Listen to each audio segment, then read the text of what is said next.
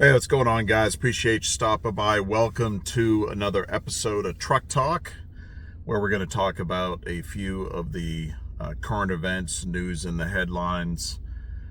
I'll give a little bit of commentary on that, and then at the end, maybe a preparedness tip or two. So, the first thing, a lot of what everybody's talking about is Iran, and there's been an extension to the ceasefire between the United States, Israel, and Iran.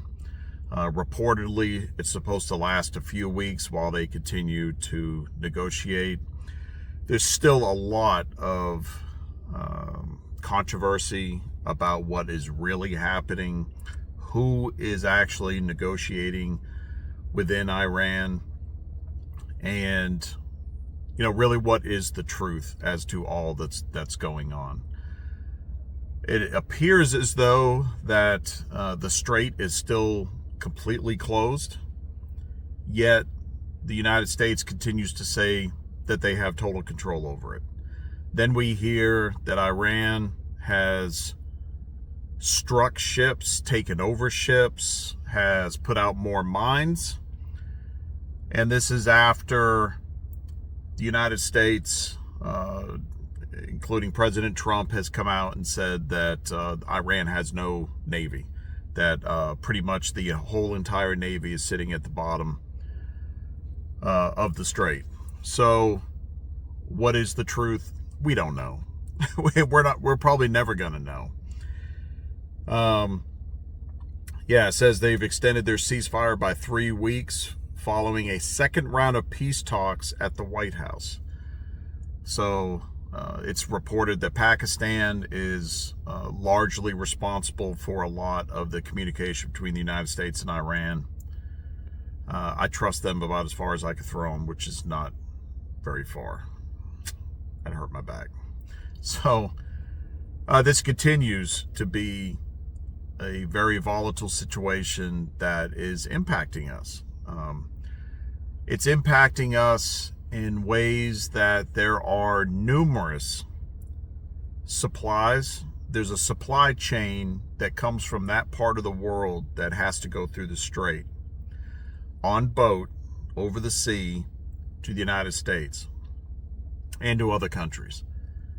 And that has, at a minimum, it is slowed incredibly.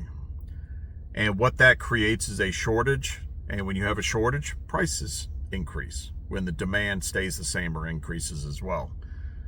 So we see increase in prices. There's also oil, fuel that goes through the strait that is not. So therefore that's deplenishing. Even though the United States does not get oil from the strait, the world does.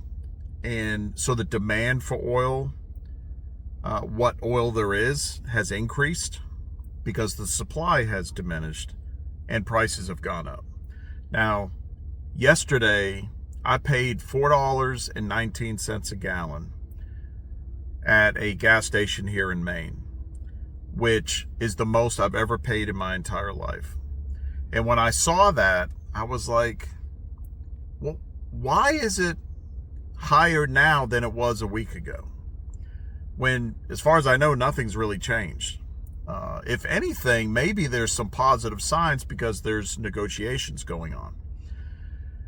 So is it greed? Is it price gouging? Possibly. Probably there's some of that going on. Now, this morning, I paid $3.74. I paid cash because a lot of these gas stations are charging more if you use a card. And I had cash. So I saved from $4.19 down to $3.74. Pennies make dollars, right? So, we definitely just got to keep an eye on this. But again, there's not much we can do about it. We just have to react. Try to keep your tanks full. If you go out and you're running errands, try to get as much done as you can on one trip. That'll save you gas in the long run, save you some money. So, not a good situation, and, obviously we're all going to see what happens. If anything comes up, I'll definitely pass it on. Another issue that's going on, I've just got a couple examples here, is we're continuing to hear about layoffs in the United States, and a lot of this is related to AI. Microsoft offers buyouts to 7% of U.S. staff. That's a huge amount. I don't know how many thousands of employees this is, but they're offering to buy out U.S. workers at the senior director level and below whose years of employment and age add up to 70 plus. So I guess they take their age and how many years they've been working there, and if it equals 70, then they're wanting to buy them out. It's a voluntary retirement program, and these people that are higher in age and they have seniority, they've been working there a long time, they make the most money. That's why they do this. I've been with companies that have done this. This is not something that's new. It's very common in business. But it's a sign. It's a sign that they are trying to shed labor and the expense that they incur with that labor. And typically in the past, they were just stacking responsibility onto other people. Now it's AI. They're utilizing AI. They're pushing AI. There was I'm just looking at my notes here. They talked about that Microsoft, as well as many fellow tech giants, are committing tons of cash to developing AI. And also Meta, which is Facebook, among others, Instagram as well, confirmed yesterday that it will lay off about 10% of its workforce, cutting around 8,000 jobs. These are good paying jobs. These people have homes, they have cars, they have kids, they have expenses. And these companies, and it's been talked about for a long time, AI is going to completely change the landscape of employment. And I know there's a lot of people out there that, you can't use AI to do surgery on somebody, so you're going to have surgeons. I don't think so. I think we're already seeing AI is getting into almost every area of the labor force, and it's going to expand. And I think over the next couple of years, we're going to see it. 2 years from now, we're going to be like, what in the world is going on? And I got some thoughts on that. That'll be for another video. Also, Nike cut 1,400 jobs in a second round of layoffs this year. We're only in April, so 4 months in.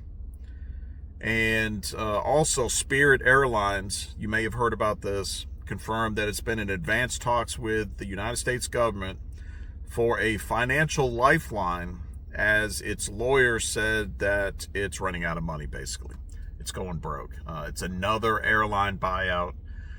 The United States government is talking about that, hey, this is good. The citizens are going to own Spirit Airlines, and we're going to make a ton of money, and it's going to be good for the populace. I don't think so. I am a believer in free capitalism, and either you exist on your own 2 feet or you fail. And if the business cannot exist, then it should fail, and then somebody else come in and pick up the pieces. The United States citizens should not be financing and supplementing private equity, private businesses. It's been going on and goes on all the time, but it should not happen. So those are the headlines that I picked up this morning that I wanted to pass on. One quick preparedness tip that I want to, every one of these videos I want to kind of give a tip at the end that's related to preparedness. This one, very, very simple: peanut butter. Anybody that's followed me for a while knows I love peanut butter, and peanut butter, when it goes rancid, is horrible.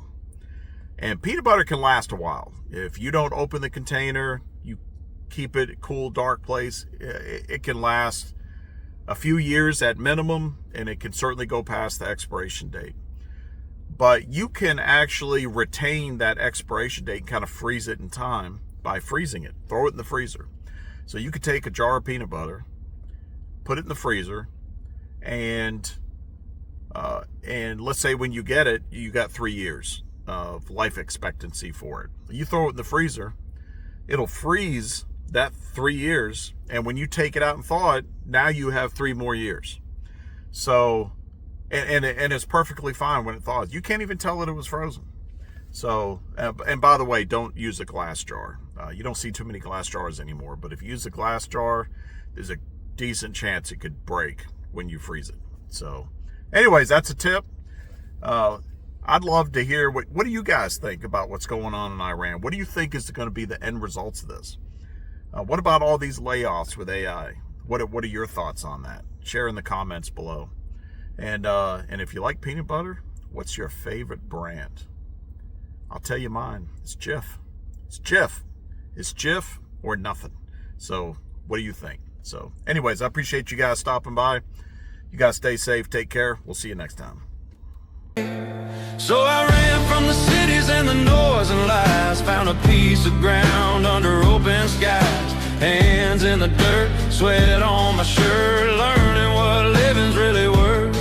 While crooked men shake hands in rooms, selling souls to corporate suits. Society's sick, but I found the cure. A back road life, honest and pure. They can keep their throne and their golden news. This life out here's my modern exodus.